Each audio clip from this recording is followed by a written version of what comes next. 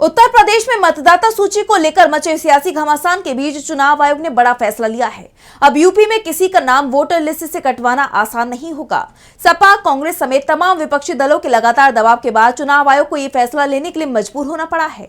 तो क्या है चुनाव आयोग का नया नियम, जानेंगे इस रिपोर्ट में। चुनाव आयोग विपक्ष के दबाव में आता दिख रहा है। यूपी में वोटर लिस्ट को छिड़े विवाद पर लगातार गलत तरीके से नाम काटने की शिकायतों के बाद चुनाव आयोग ने नियमों में बदलाव किया है। अब चुनाव आयोग ने साफ किया है कि कोई भी व्यक्ति सिर्फ अपना व्यक्तिगत फॉर्म 7 ही जमा कर सकता है। अब कोई भी बल्क यानी थोक में दूसरों के फॉर्म्स इकट्ठा करके एक साथ जमा नहीं कर पाएगा। अक्सर राजनीतिक कार्यकर्ता बड़ी संख्या में लोगों के नाम कटवाने के लिए फॉर्म्स भर देते थे, जिस पर अब पूरी तरह से रोक लगा दी गई है। मुख्य निर्वाचन अधिकारी नवदीप रिडवा के मुताबिक अगर कोई व्यक्ति डाक के जरिए भी दूसरों के फॉर्म 7 इकट्ठा करके भेजता है तो उसे स्वीकार नहीं किया जाएगा। इन नियमों को लेकर चुनाव आयोग का मानना है कि इससे फर्जीवाड़े की गुंजाइश खत्म होगी और कोई भी व्यक्ति बेवजह किसी की वोटिंग पावर नहीं छीन पाएगा।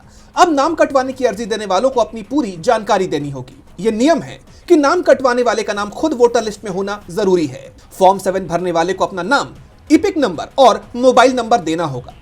बिना पहचान उजागर किए किसी का नाम नहीं कटवाया जा सकेगा। अगर किसी का निधन हो गया है या वो दूसरी जगह चला गया है तो परिवार के सदस्य फॉर्म 7 भरकर जमा कर सकते हैं। अगर एक ही परिवार में ऐसे ज्यादा लोग हैं तो उसके एक से ज्यादा संख्या में भी फॉर्म 7 जमा हो जाएंगे। जैसा आप जानते हैं कि फॉर्म 7 का इस्तेमाल वोटर लिस्ट में किसी व्यक्ति का नाम हटाने या उस पर आपत्ति दर्ज कराने के लिए किया जाता है। अब नए नियमों के मुताबिक चुनाव आयोग दोनों पक्षों को नोटिस भेजेगा।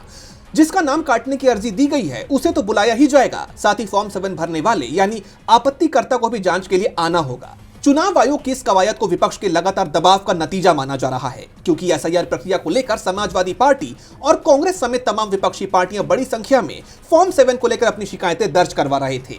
अब इस बदलाव का कितना असर देखने को मिलता है ये तो वक्त ही बताएगा, क्योंकि अगर इसका असर देखने को नहीं मिला तो विपक्ष एक बार फिर चुनाव आयोग की घेराबंदी करेगा, ये तय माना जा रहा है।